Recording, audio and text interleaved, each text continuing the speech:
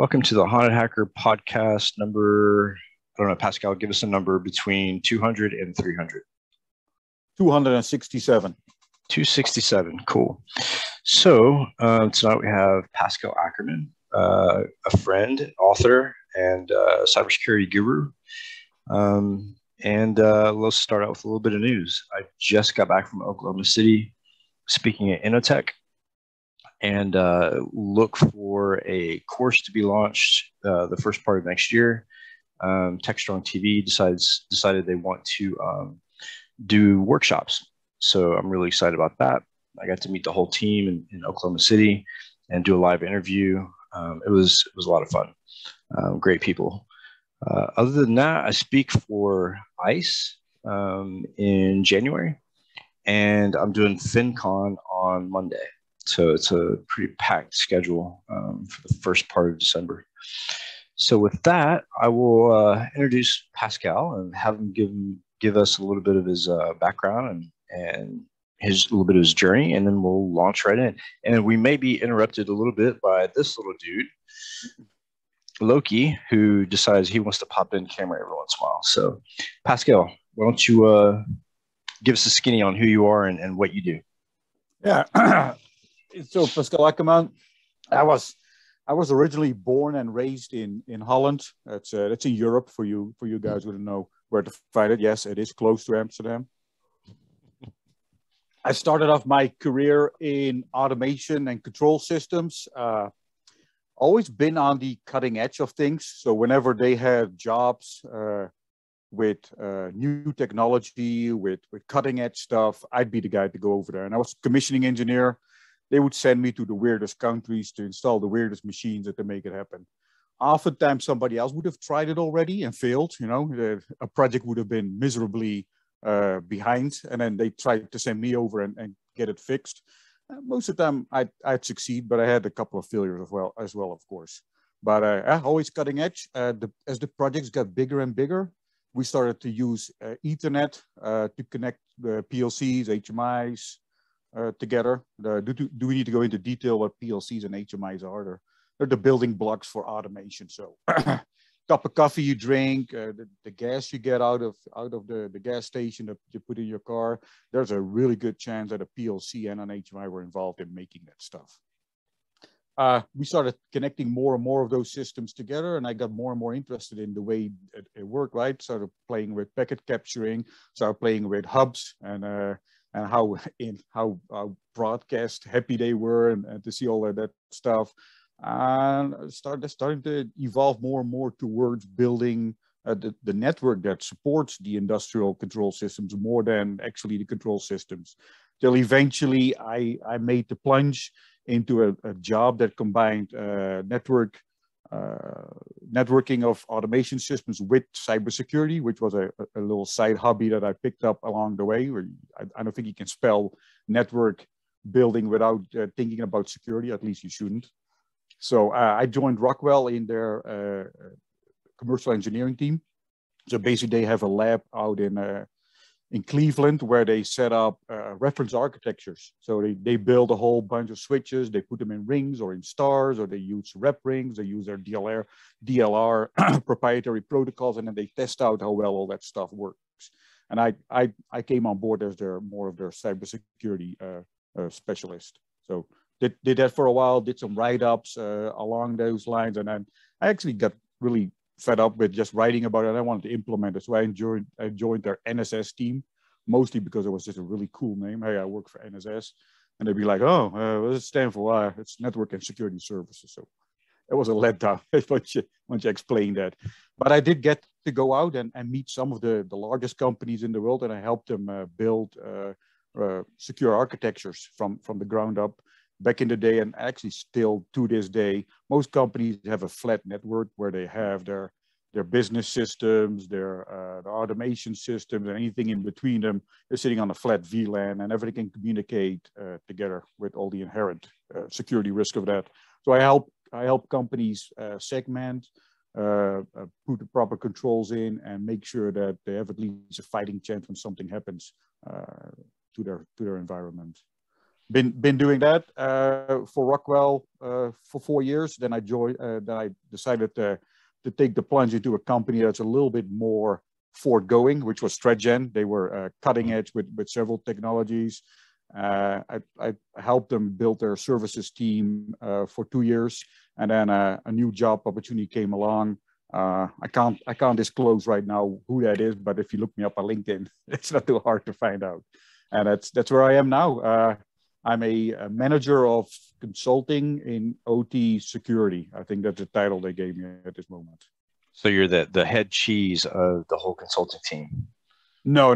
So the way it works there, a manager position doesn't mean that you're a people manager. It just means that you're a certain level. So they have staff, they have senior consultants, then I have manager level consultants. That just means that I have a couple of seniors that I take to a project with me. And then the next step would be a senior manager, where you have a couple of managers you take to a team with you. But it's still cool. Hands-on. Yeah, and you also wrote a book. I reviewed that book. You did? I did. I read the book and got to give my review to the publishing company. And you kind of spurred me along to write a book, and the same company is actually going to publish it. So why don't you tell us about the book you wrote? So we got to go back to the early days with my with Rockwell when I joined the NSS team. One of the first things, one of the first projects I'd had got me out to Mexico, and I remember sitting at the pool doing hard work, of course, when I got a ping on LinkedIn from Peck Publishing. Then they were looking for somebody to write a book on industrial cybersecurity. So that was the first edition, or what I like to call the first volume of the book. Basically, in the first book, I wrote up on how to do proper architecture, just and how to implement your security program from a policies perspective and all that. Apparently, people liked that book because we had more and more requests for a second edition or a second volume, like I like to call it. And so I wrote a second book that only slightly touches on the first one, just enough to explain the concept and the basics to understand the rest of the book. And the second edition is mainly geared towards monitoring and verifying of your cybersecurity posture. Yeah, I thought it was really interesting. And, you know, the publishing company is pretty interesting as well. The type of books that they publish and the way that they go about it. I've had some really good interaction with them. I think it's really cool. But the whole idea of writing a book, I think, is a huge undertaking. Just getting to the point where I actually put pen on paper. That to me took me a long time. Did you kind of toss the idea around, or was it something you jumped right into? And it's everything I do in life is I jump first, and then I try to maneuver my way on the way down. So as soon as they came, I felt really, really honored when they came and said, "Hey, we want you to write a book for us." So I said yes before I even thought about it, and then I started writing. And I'll be honest, there's been probably 40% of the time I just hated it because it's a big commitment. And you'll find out too.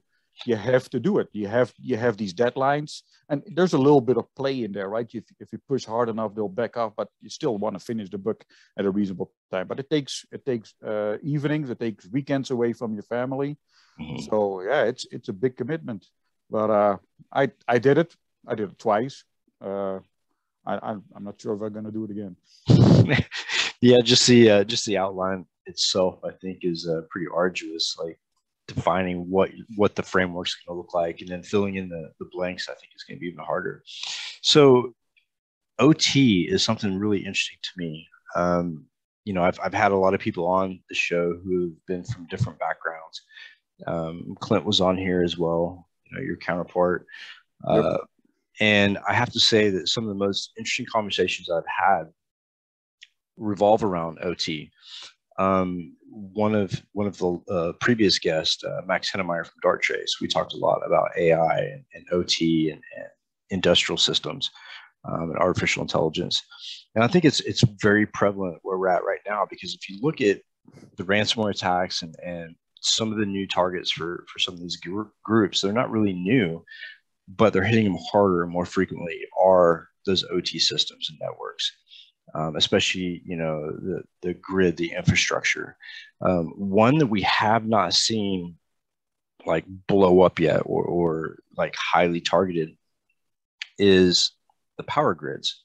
We have 5 power grids in the U.S. and one being in Texas, and the rest sporadic, spread out through the U.S. Why do you think that is? Why do you think that we see the low level stuff, like, in Florida with the water treatment facility and stuff like that, and the Colonial Pipeline? Why don't you think that they advertise, or it hits the media, the attempts at the infrastructures? So first of all, I think these companies are probably already infiltrated. And I think we're just waiting for that perfect moment. There's probably some nation state sponsored entity that has that red button that says, okay, we're gonna do it, and we're gonna do it now. We're gonna do it. We've seen it in the Ukraine, I believe it was, in 2013 or something, where they did this testing. Yep, they took part of the grid down. I think somebody has a button like that, and we've seen implants that basically mimic a module, an automation module. It's indistinguishable from a regular module, but the code in there can be triggered remotely to do whatever the adversary wants to do. Yeah, I think it's in there. And I think if something does happen on there, I think it doesn't make the public news as much. I don't know. Maybe somebody's trying to put the lid on it and try to make it less hush hush. Yeah, my theory is that because it's infrastructure and because it's such a very sensitive spot as far as the power grid, I think at that point it becomes a matter of national security. And we all know what happens when the government determines something's national security. They push it under the rug and shut it down so people don't get freaked out or panicked. But I'm starting to see a lot more, I guess, disclosure from the government. We were talking in Oklahoma City with TechStrong about what we need to go forward in order to secure cybersecurity and make a more safer internet. And one of the suggestions I made was the government needs to be more translucent with information pertaining to our industry. They tend to bottleneck information and they don't share information like they should. We're talking about the power grid and how, we don't hear a lot about it. But I think that I don't know if we'll ever get to a point where the U.S. government says, okay, we had an attempt on the national power grid, unless there's a plan behind it, right? With Putin, stacking troops by Ukraine, and then going to the UN and saying, hey, look, don't send anybody to Ukraine, because if you do, we're going to have problems. I think we're on that precipice where cybersecurity has come to a head. Ransomware is all over the place, and we all know nation states are involved in that.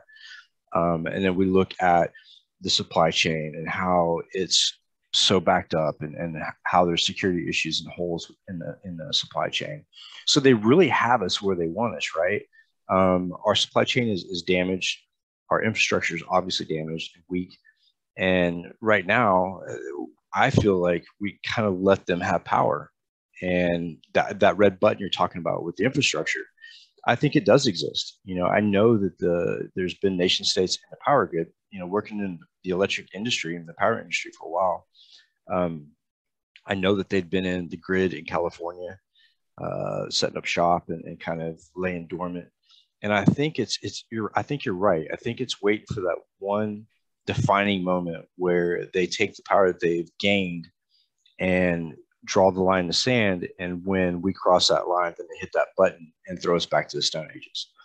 Because if they hit the power grid, we lose internet, we lose water, we lose electricity. Forget the supply chain, because nobody's going anywhere. You can't operate pumps without electricity. Control everything. Yeah. So that's my theory. I think we're, with the pandemic and, the economy and supply chain, I think our country is in a weakened state, and it's just a matter of time before they pull the trigger on something like that. I also think that we have one of those buttons too. I'm pretty sure we have one of them as too. So in a way, we're back in the late 80s, right? The Cold War situation where we had what do you call it? Mutual destruction, mutual guaranteed destruction. Is that the phrase what you use? Mm-hmm. I think we're in that situation. Maybe that's why we haven't seen that somebody push the button yet. Yeah, I think so. Not only that, but we had the Cold War when it came to nuclear armament, right? And now I think we have another Cold War brewing, and we're well into it. And that's the Cold War of grabbing that cyber espionage, I guess, armament, and taking that control, as well as the new space race, going back to the moon and trying to get space exploration going. I think that we're running into another Cold War in that area, because I think that in the future when we start pushing that frontier, the internet's going to be part of it. I mean, Elon Musk is already throwing satellites up there to try to get his internet around the world, which I think is awesome. But again, you have satellites, you have things like that control communications, that control internet, that control a lot of things, GPS navigation for maritime. And to me, that seems like it's going to be the next theater or I guess battlefield for the internet, right? So right now we're fighting ransomware on a terrestrial internet plane. But once we start pushing towards space and competing for that upper hand, I think that those satellites are going to become huge targets in the future. I can see a combination of the two, right? I don't know if those satellites work two ways, if they could be accessed from the moon. But if you got your adversaries on sitting on the moon, and I believe the Chinese are up there right now, but if you have them sitting up there, there's no international law that will prevent them from doing anything they want to. Communications going through those satellites. Yeah, I think it's amazing just looking at satellite communication. The fact that we can arc communications to a satellite and back down to the Earth and provide internet service to people in remote areas. I mean, that's phenomenal. I lived in a place. Yeah, it's huge. I lived in a place in Alabama where I couldn't get a damn signal to save my life. I would have bought one of those satellites had I had the money. It's people, and in the U.S., the lack of internet determines the poverty line. That's true. And I think a lot of us are or have been below that line because internet coverage in the U.S. is very spotty, just like cell phone service. Yep. Which begs the question is that once that's all set up and done, you can live anywhere. Because myself too, I got to live in an area where I have a somewhat decent internet connection to do my job. But once you can use the satellites, and I believe he's aiming for like 100 megabit up and down. Mm-hmm. Perfect. Yeah. You can live anywhere. You can live off the grid. Yeah, all you need is the cell connection and maybe a couple of solar panels, and you can live anywhere. Yeah, it's pretty amazing. I know a lot of people are looking at, I guess they call it van life, or living in RVs and vans, like modding out vans and RVs and stuff. I know my roommate in Alabama was looking at that, and it's not a bad idea, because a lot of us are anchored down. We're at the mercy of, the utilities and the infrastructure. What happens if that infrastructure fails? What's the backup plan? And a lot of people don't have that backup plan. Yeah. And I think that's after the pandemic, everybody's like looking at, well, if this gets any worse, we have to have a plan B. And, with IoT and especially with, infrastructure, we don't have a backup plan. That a lot of the infrastructure is so legacy and so outdated. The only thing that's current and pushing technology are the PLCs and some of the control mechanisms. But the actual network, like if you look at the power grids, a lot of those systems that run distribution run a fucking NT. What's our backup plan? Well, you can't even fix it because they have to be up 24/7. So there's no easy fix to getting rid of the NT. So yeah, the good news is I haven't heard of any viruses or ransomware that still target NT. So maybe we're secure again. Yeah. I don't think that's the case. I think that, if you do a sample of the internet traffic now, like you'll still see like SQL Slammer and stuff like that. But I've been getting into a lot of RF lately. I actually got the Hack RF module and messing with GSM and stuff like that.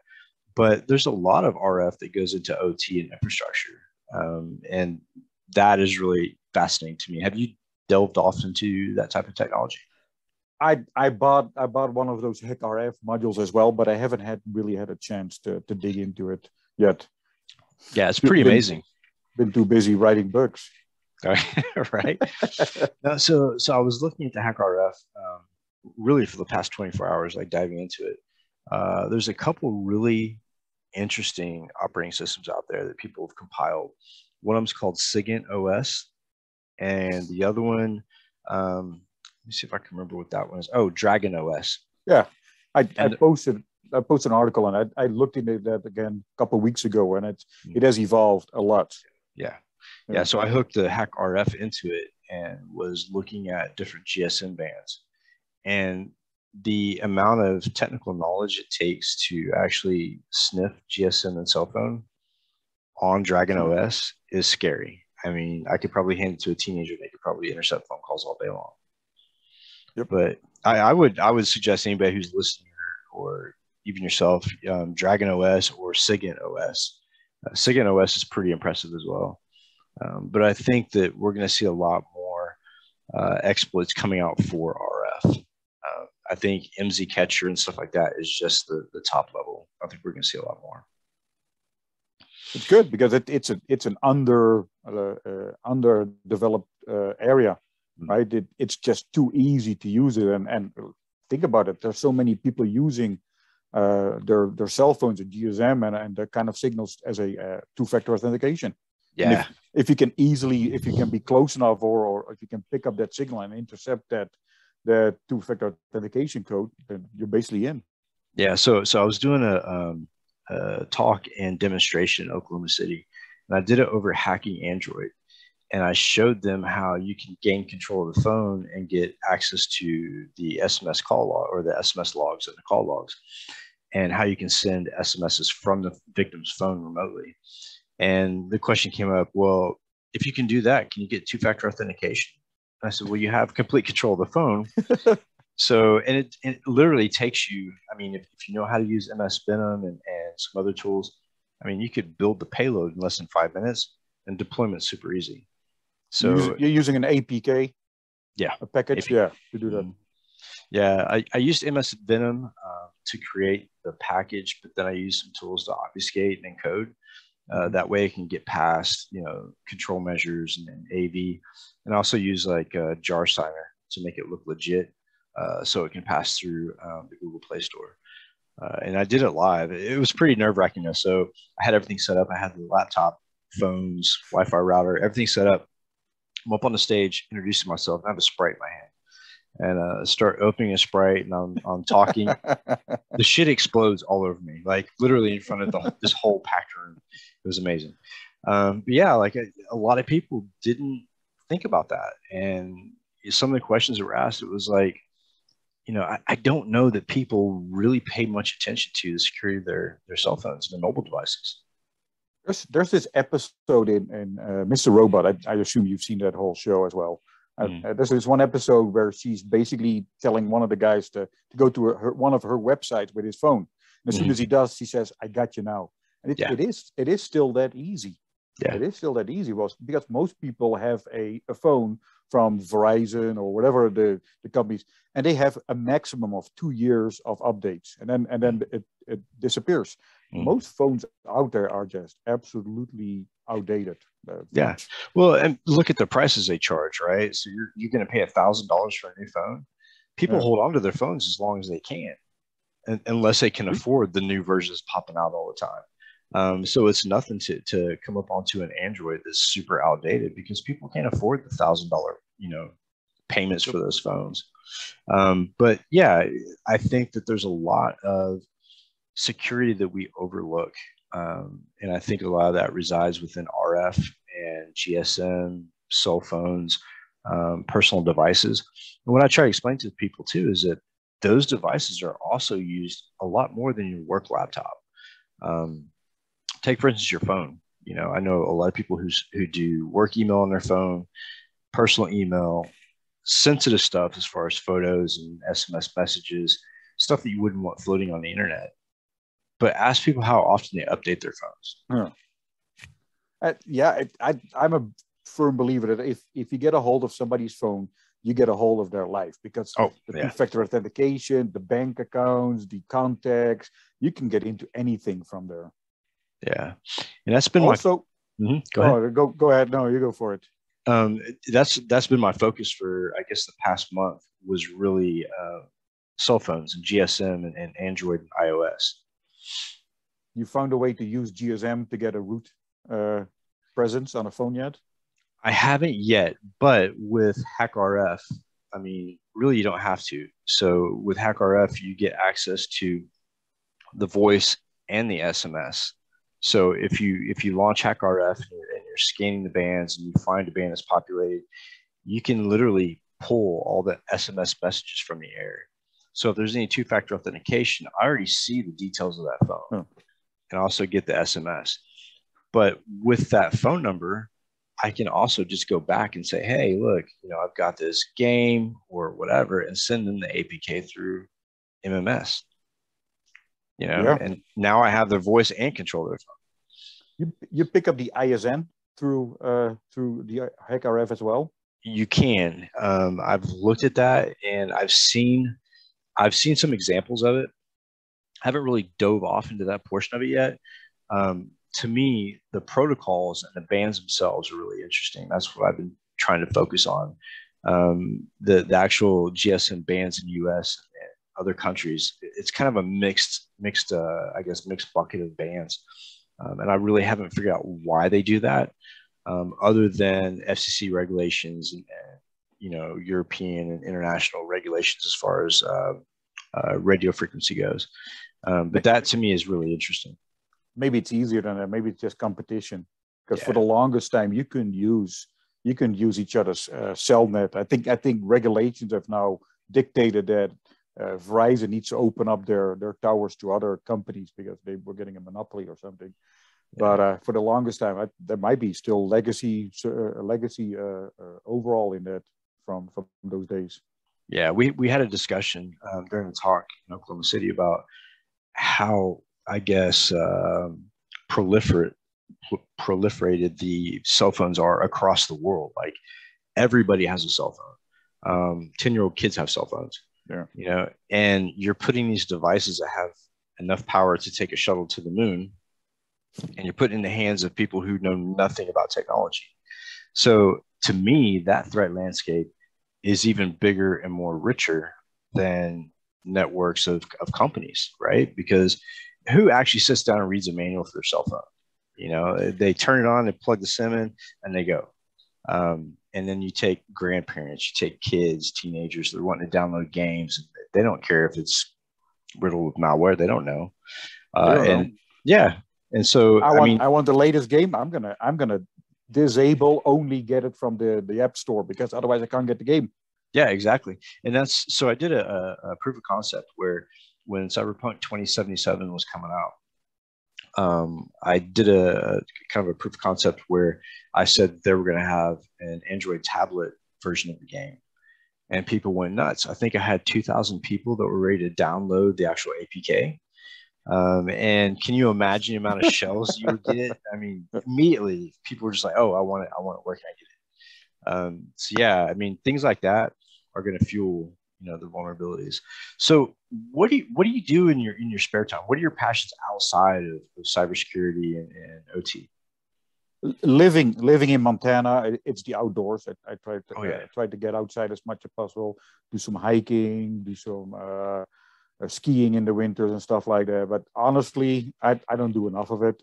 I end up either doing some light reading, hacking manuals and stuff. And I play a lot with hardware hacking. I've been really focused on the JTAG buzz and attacks of internal memory of devices. So I can't get enough of that.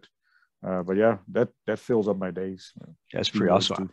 I actually lived out in Montana for a while. I was working in Yellowstone during the summers, and spent a lot of time in Bozeman and Big Sky, fly fishing and riding bulls. I did that in Cody, Wyoming for a while. But it's a beautiful country, man. That's awesome. I didn't know that you lived in Montana. Yep. Yeah, I love it here. Like I said, but the windows in my office here, they look over what they call the sleeping giant. So Oh, it's a nice. rock formation, and if you look at it, it's like a giant sleeping there. It's just gorgeous and gives you a little bit of peace of mind, and especially when you've done these jobs in the big cities. And Yeah. I don't like the big city, but you come back and it makes me peaceful. Yeah. I have it kind of good here in Chattanooga where it's not a big city, but it still has a big city feel. And I live in the center of downtown. So, I've got the mountains on one side and downtown on the other.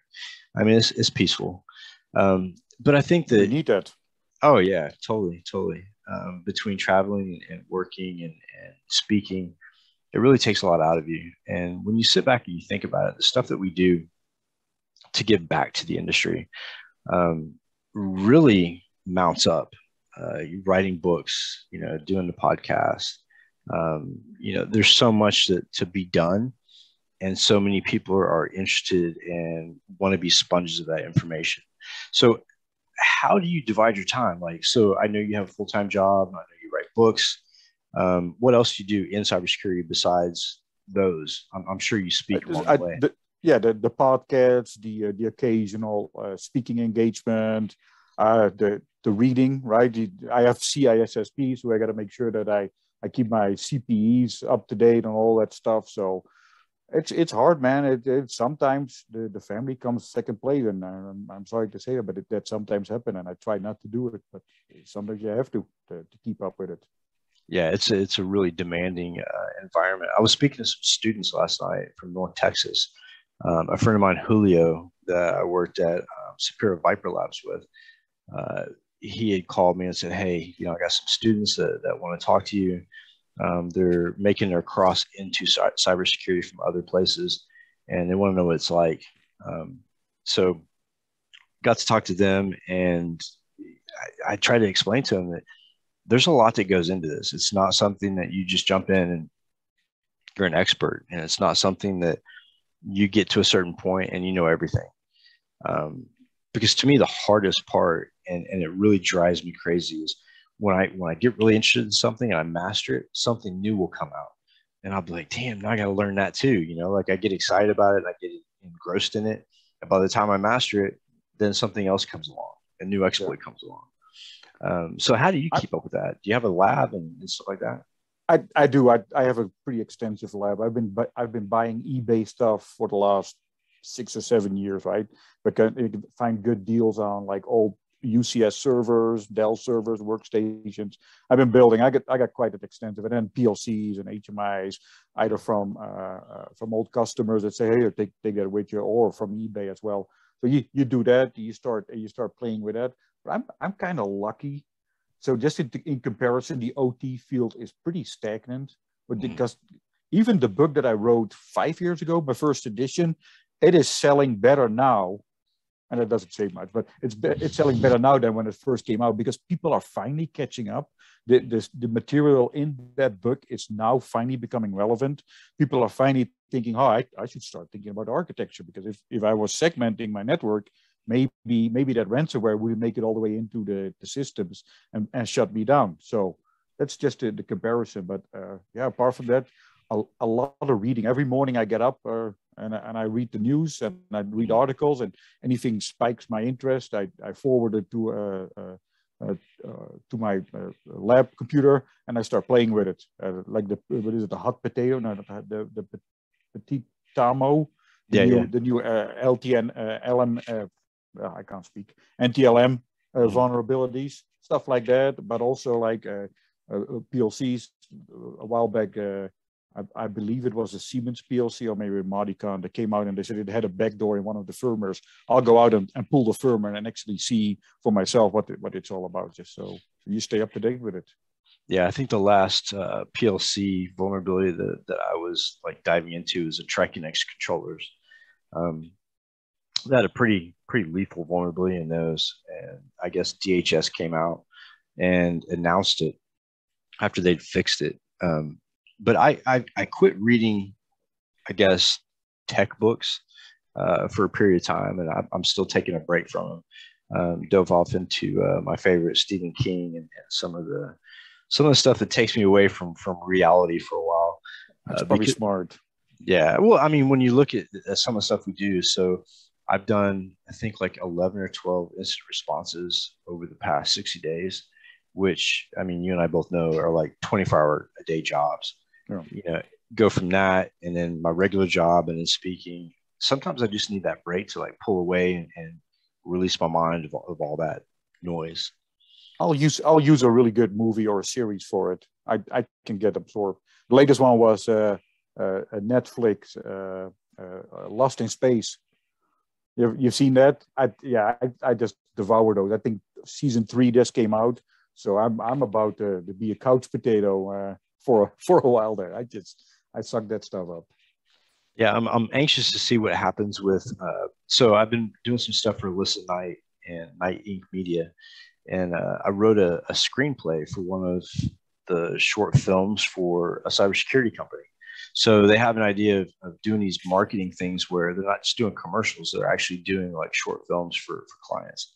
And I put together the screenplay, and it was finally finalized. They got actors. They did a casting call, and they're going to start filming. So it's going to be neat to see like what I wrote down actually come to life. Yeah. So I mean, those types of things. I mean, there's all kinds of stuff to do in cybersecurity that doesn't have to be necessarily technical.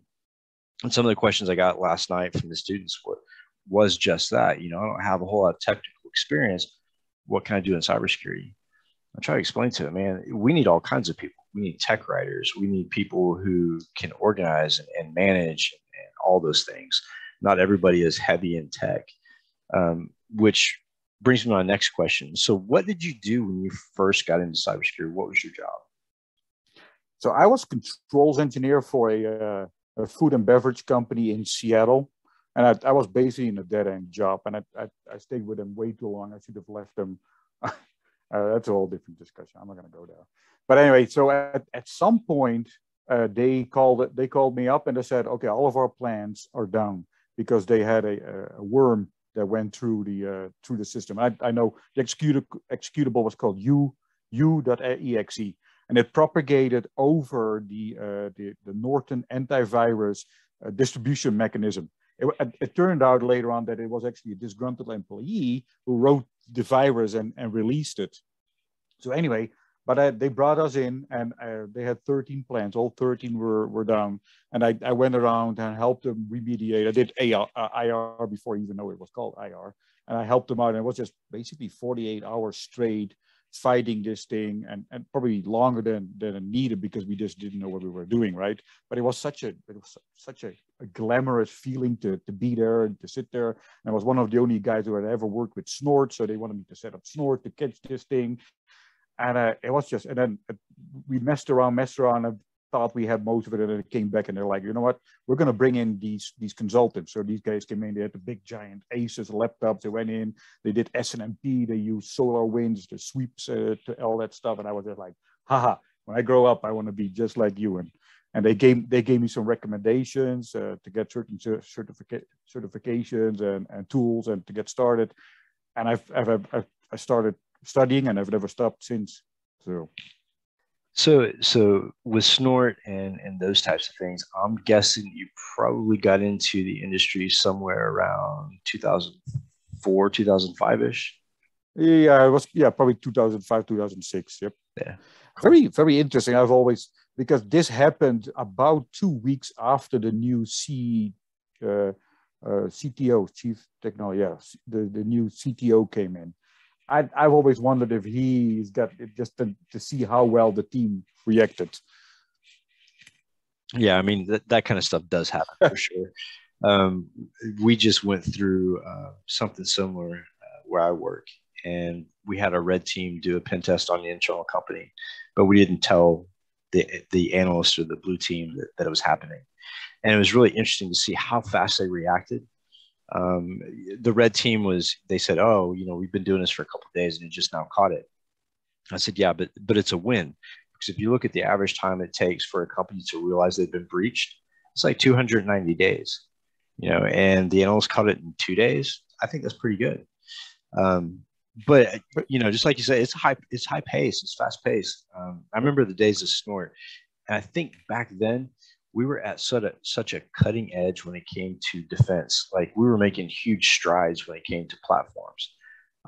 But you look at stuff now and you're like, yeah, we've come a little bit further, but nothing like that initial jump back in the early 2000s, late 90s. There's just too many hands in the pot at the moment. Even while you've seen it on the IT side explode, you get all of these systems, you get all of these vendors trying to sell you the next super duper next generation monitoring system, and that has dribbled down to the OT space as well. And I keep telling these people, you're not ready for that because most companies don't have the architecture to support it.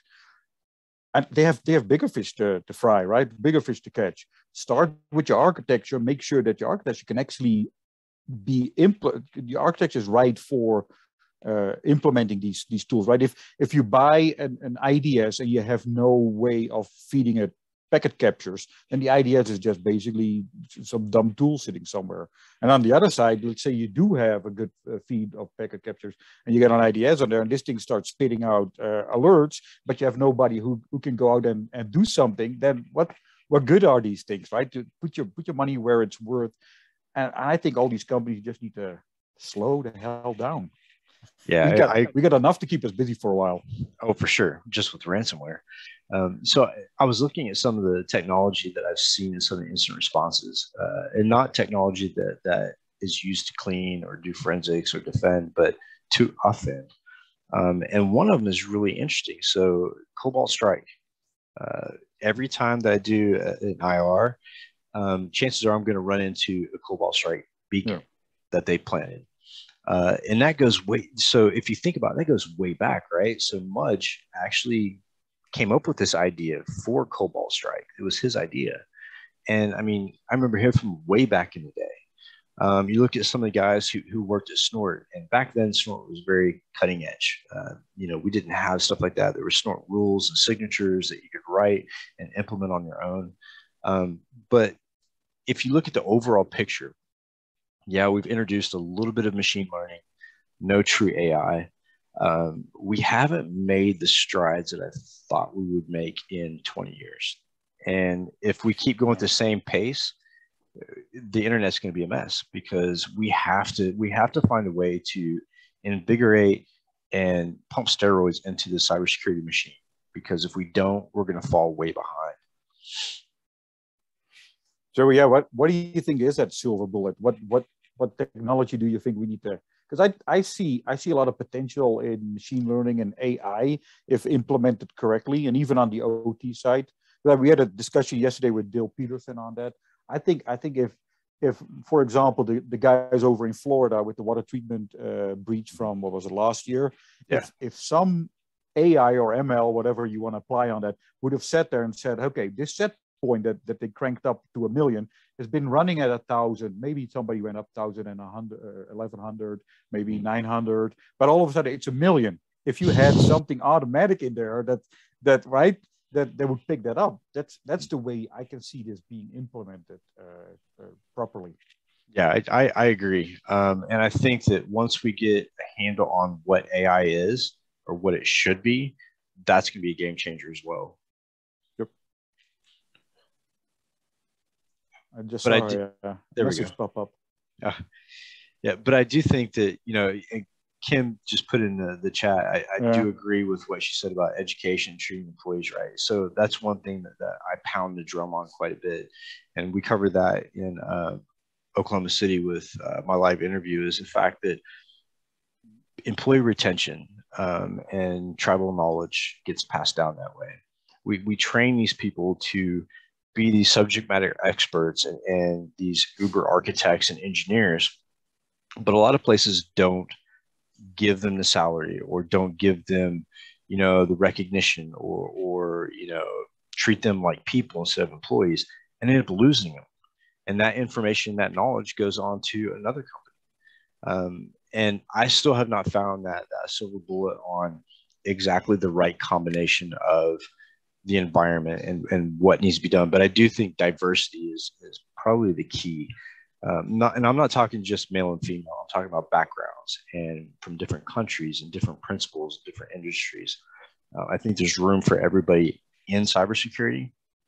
I just don't know as an industry if we're ever going to get to that point where we have that equilibrium.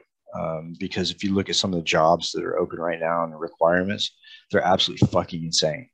And I always we talked about that on the OT Exposed, right? It's just, yeah, come on, give me a break. And I thought about that a lot since we had that thing. And I'm gonna bring this back to my dad. My dad was a plumber, and he was a really good plumber. And he really loved what he did. But the way he approached, or the way the industry approached it at that time, is that you start an apprenticeship, right? You go and you study with a senior person within a company. They support you. They bring you up. They teach you everything you know. And you get a sort of a bond with, because he stayed with the same company for, I think it was 40 years, but he went all the way from being a know-it-all to knowing it all. Yeah, and I think that's key. You need that, yeah. Yeah, I mean, I guess it was probably the 80s, maybe even the 70s, when we started seeing people not working at the same company for 50 years. People were no longer getting Rolexes from their companies because they were getting what they needed and moving on to the next company, you know? And I think that type of loss in cybersecurity is what keeps us vulnerable. I think that companies really need to work on retention, because if you can retain that knowledge, that makes your network and your infrastructure that much more strong and powerful.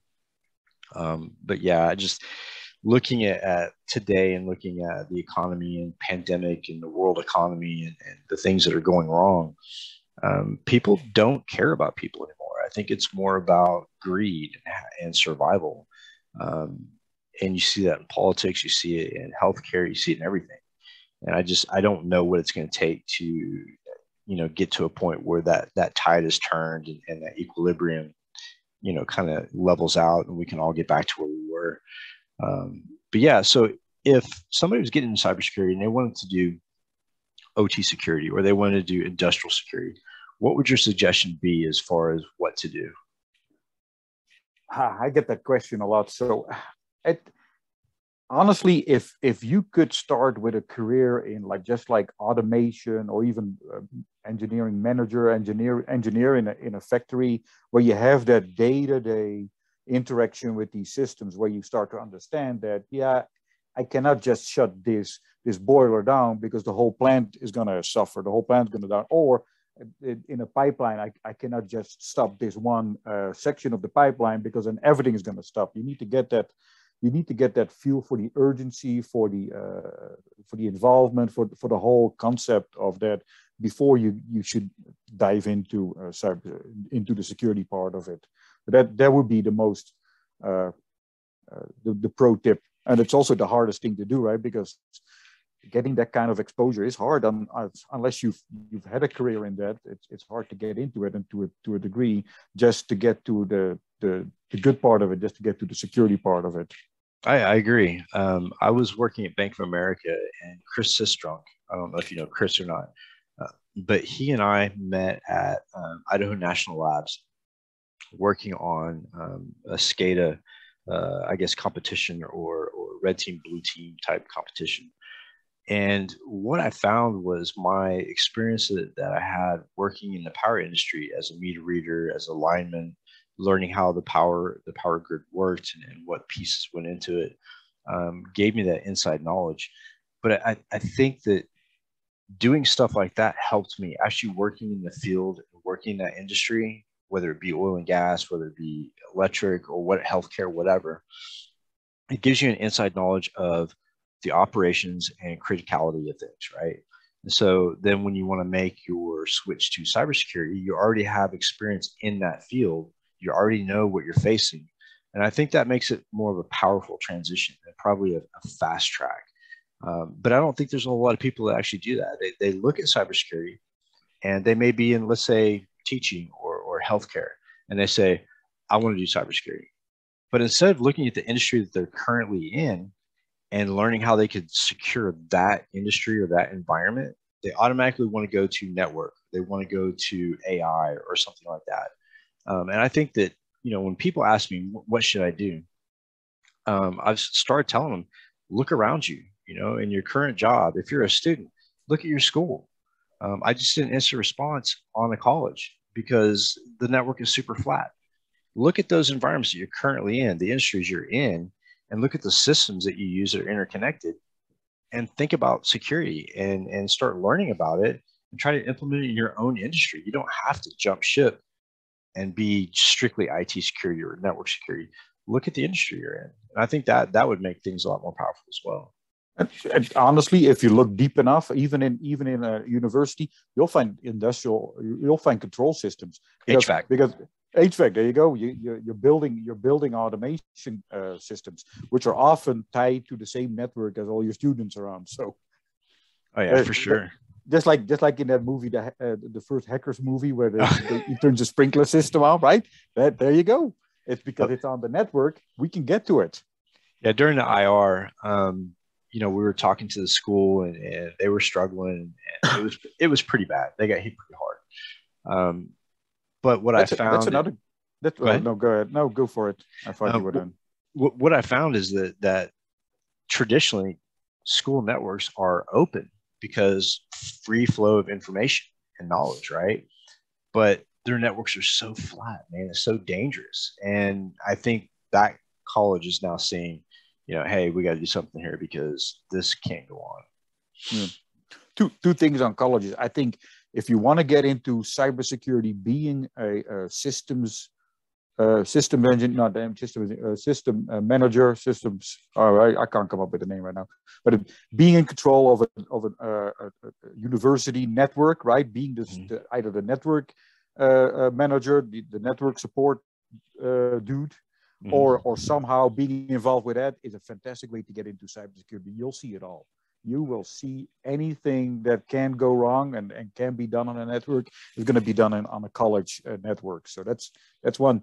Second is that I've been seeing more and more colleges implement really, really good OT cybersecurity practices and labs. And I've actually been thinking, and maybe you're going to say do or don't, but I've been thinking to maybe offer my services to some of these universities and just go out and say, hey, if you guys want some advice, if you want me to help you out build more of these labs, reach out to me. Because I think that's the future, getting people interested in this stuff early. And you see those classes are filling up as well more and more. So people are interested in doing this kind of stuff. So if you can't get the job experience from the job after you get out of college, at least you can get it in college.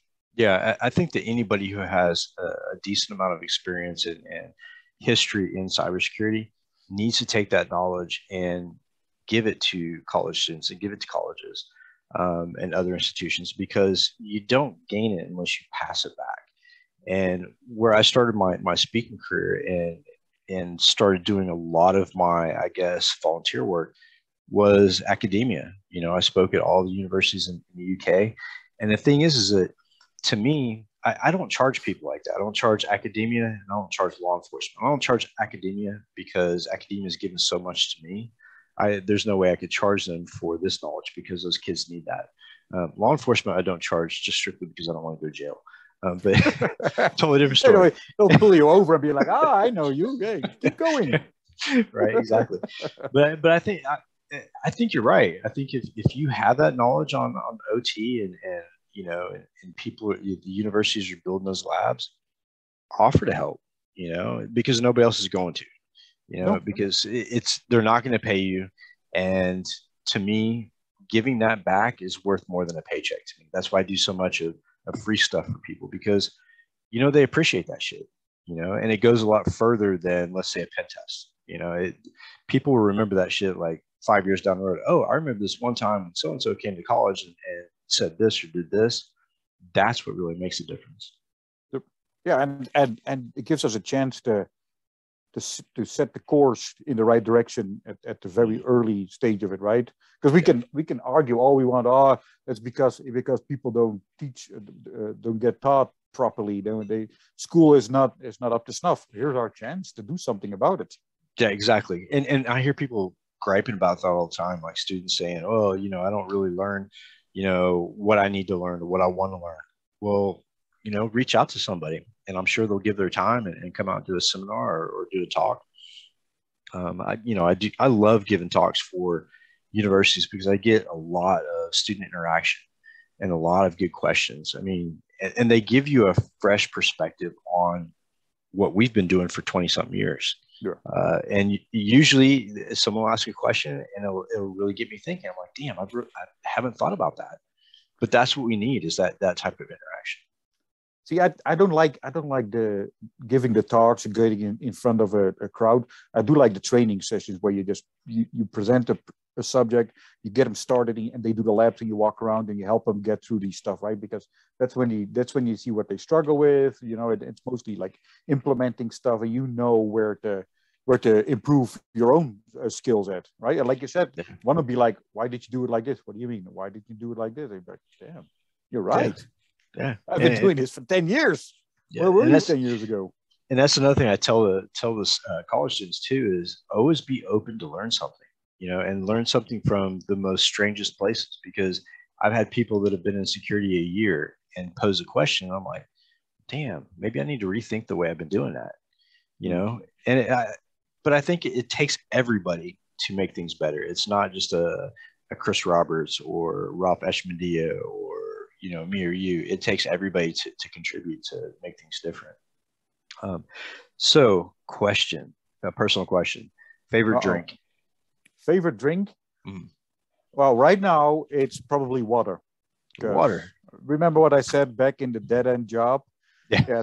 At some point that dead end job got me into trouble with the harder stuff. So I gave up drinking probably 6 years ago now. Nice. Right now, my favorite is peanut butter cup bourbon, and it's not strong. I see you. How do you do that? That glass never empties. Is somebody filling it up for you? No. So I don't drink it. I sip it. Like I like to enjoy things and take things slow. Which is funny because one of my favorite drinks of all time is PG Tips tea from Europe. And I looked forever trying to find PG Tips, and the tea here in the US really sucks. So I actually ordered some PG Tips online, and I got my shipment of 6 huge boxes of PG Tips. And I'll tell you what, to have that good tea here in the US makes my day so much better. But I try to import some of the things that I like from different places. Unfortunately, my time in Volendam and Amsterdam, I can't import that stuff. But hey, can't that cheese spoils. Yeah, and then it gets stinky at customs, right? And then they have to pull it apart. So let me tell you a story. Let me tell you a story about that. So I was in Amsterdam. I had just gotten there. I'd spent a year there, but I had just gotten to Amsterdam. And some people wanted to go camping. I met a couple girls from France and a guy from Germany, and they wanted to go camping. So we packed our bags and went from Amsterdam across the ferry to the north and decided to go camping. Well, one of the girls had brie cheese in her bag. And by the time we got to the campsite, nobody could sit in the tent. We had to hang that shit in a tree somewhere. It was horrible. But I loved Holland. The cheese markets on the weekends, I think it was Sundays, they'd roll in these huge, tombstone looking blocks of cheese. Yeah. And people would bid on it. And it was so awesome, man. And then the tulip fields. I really miss Holland. I wish I could go back. But that's a beautiful country. What was your favorite coffee shop there? Was it Bulldog? No. Everybody knows Bulldog. Yeah, I didn't like Bulldog. And I didn't like the grasshopper either. I went to a place called Cyberia, and it was locally owned. And what I found was a lot of the coffee shops in Amsterdam were owned by Americans, and I'm like, what? Why? I didn't come here to go to an American coffee shop. I can do that at home, sort of. Sort of. Yeah. If you like coffee. Yeah. Green coffee. So I went to, I did go to the Bulldog Cafe. Was not impressed. I went to Siberia, and then there was another place that was really close to the Anne Frank house, and it was called Area 51. And they had so you had the coffee shop on the lobby level, on the ground floor, but in the basement they had the cannabis college. You could actually go down, and they taught you how they grow. And they gave you a tour and everything. It was really cool. And I'm glad to see in the US, since I've been back, that they're making progress to legalize that, because everybody is more concerned about, oh, well, it has such a stigma on it, but they don't see the benefits, right? They don't see the kids, the children who are having 20 seizures a day, and their parents give them a little bit of cannabis oil, THC oil, and they go seizure free. There's so many health benefits to that, and I really wish that people would get rid of that stigma and realize that there is a lot of benefit in that plant. I know that doesn't have anything. I know it doesn't have anything to do with cybersecurity, but I'm very passionate. Actually, it does, because I've done cybersecurity, OT cybersecurity for greenfields. Nice. A few times. So where you go out and you set up, it makes mostly architecture, right? Getting all of their control systems, security on a network.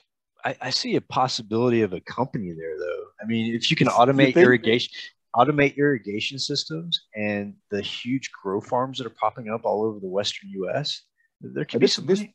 This was a place in Canada, and it was huge. It was a couple of football fields filled with, potentially filled with plant, because it was a greenfield. They hadn't started production yet. But yeah, it's big business, man. And once it becomes big business and big pharmacy is behind it, that's where we're going to see the change. Because until then, they rather give your kids Adderall than they give you something that's herbally. They'd rather give something that you have to have another drug to counteract the side effects from the current drug in order to get you past it. Which, so I've been battling the idea of getting this vaccine. I've been suggested by the doctors not to get it because of my heart and blood clotting issue. But it's so politicized. So I'm supposed to be speaking in the Virgin Islands, and I found out yesterday that it is a fully vaccinated event only. A conference they're requiring fully vaccination and vaccination cards. So they've taken away the idea of having free will, and now the government's starting to impose this whole vaccination thing on people, and I just don't think that's right. You would hate Europe at the moment. It not only is it basically being mandated, you have to have what they call the QR code. So you can't go to a restaurant unless you have a QR code. So they scan your code, and all of your information is behind that, just so you can get a piece of get a meal there. Yeah, I mean, I don't want to sound conspiracy theorist, but in the Bible they do talk about the mark of the beast and how you can't barter or trade if you don't have that mark. And I mean, you look at what's going on right now. I wouldn't call it the end of the world, but damn, we're losing a lot of civil liberties and freedom over the whole pandemic. And I have mixed feelings for that. On one hand, I agree with you, but on the other hand, there's so many people that just don't get it. You don't wear masks for yourself to protect yourself, and you don't vaccinate for yourself. You do it so you protect the community, right? So you can protect people like you that cannot get the vaccine, and cannot do it for themselves. And that's what a lot of people don't get, and that's why you got all these conspiracies, and that's why you got all this hatred towards all of this. Yeah, and I think in Europe right now too, the football players that are mandated to be vaccinated, there's been several of them who have just dropped on the field after vaccination. I don't know if it has anything to do with the vaccination, but they're calling for an inquiry over what's causing these normal healthy people to be dropping everywhere. But I think that the biggest impact that the whole pandemic had on me, I was waiting in line at Tesco during lockdown in London. And when I walked up to the store, I had to get in this huge line. Only a couple of people were allowed in at a time. And I walked up, and this guy comes out of Tesco and drops. Next thing I know, they have 2 or 3 ambulances, and these guys are in hazmat suits, and they're working on this guy for a good 20 minutes. So I'm in line waiting to get in. By the time I got up to the door, they were no longer working on this guy, and they were calling for someone to come pick up the body. And that was my first interaction, my first physical sight of the effect of the pandemic. And I know a lot of people say, well, it's not real, it's all bullshit, it's government conspiracy. But I've had it twice, and I can tell you it's not fun. But I think that along with the pandemic and how bad it is, it's also an opportunity. I think I guess Chip Harris was talking about folding the folding at home distributed computing model that they have, trying to find cures for certain diseases. And they use the whole, I don't know if you remember SETI at home, right? That distributed computing, but they're using that same model to figure out mutations of the virus as well, which I think is epic. I think we need to have more of those types of projects in cybersecurity too. That's much more interesting than the thing they tried. I think it was Europe, but they might have done it here as well, where they had like the proximity software. So it basically, yeah, right. Was it close field, close loop BTE. interaction? BTE. Yeah, so they could track everybody with your cell phone because they all communicated to each other. So they knew if somebody had the virus in a certain area, through that software, they knew everybody who had gotten near to that person, and they could inform them to stay at home. So I made a good friend with NHS, and he was head of one of the trust cybersecurity of the NHS. And when they came out with the application in London, they were using BTE, the Bluetooth Light, yep, and this application, and it all interfaced with NHS. And everybody was, kind of hesitant. They didn't know what to think about it. And I went out there and just posted all over the place. I was like, this is bullshit. Bluetooth is so vulnerable. So I'm going to get in your phone and find out, all this information. And if I can break the app, I can go back to NHS and get even more information. So this is a horrible fucking idea. And what happens if I poison that whole network? And next thing you know, you're pulling up your app and everybody around you has COVID, but they really don't. It could cause mass panic. I know. So they were talking about, one guy argued with me. He said, well, Bluetooth is secure. And I was like, dude, Bluetooth has been insecure for 30 years. The stack has not changed. But I mean, that's the type of thing that happens. Like, people panic and they want to find the best way to help people, but they don't always think it through. And I can tell anybody out there who's developing an app, a health app, and you're including Bluetooth, whether it be my pacemaker or another implanted device, don't use Bluetooth. Kill that shit. Yep. There's more of those. I actually trying to find some time to work on wireless serial communications in automation devices. So it used to be you had to plug on a USB, or way back in the day, a serial cable. You go in and you configure your device and you look at statistics for it. But they've been implementing, I'm terrible with names, but it's basically wireless serial. You walk up to it and you have a scanner. I think it's RFID, maybe even the same technology, but you walk up to it and you communicate with the device, you get all the statistics for it. I see big potential of doing stuff through that protocol in big automation plants as well. So I'm hoping to get some time here early next year or somewhere next year to start researching that. So last question before we go, if you had one thing in cybersecurity that you could change that you think would make an epic difference in the way we do things in the security of the internet, what would it be?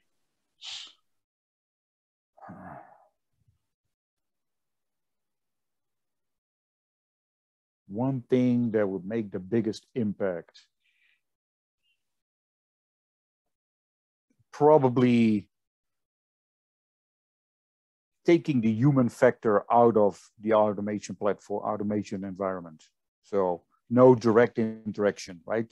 Be it like an AI presence doing the job for it, pushing the buttons, or just having people sit away from the process so they don't hook up infected laptops, USBs directly into the industrial environment. I think from an industrial cybersecurity perspective, that would make things a lot better. Because even people that are sitting behind their computer and they get an email, right, and it's ransomware, their computer, maybe the whole network they're on is getting infected. But if we separate them from the industrial network, we can still continue our production. I totally agree. I think the one thing that I would change would be the way that companies interact with each other as far as security goes and breaches.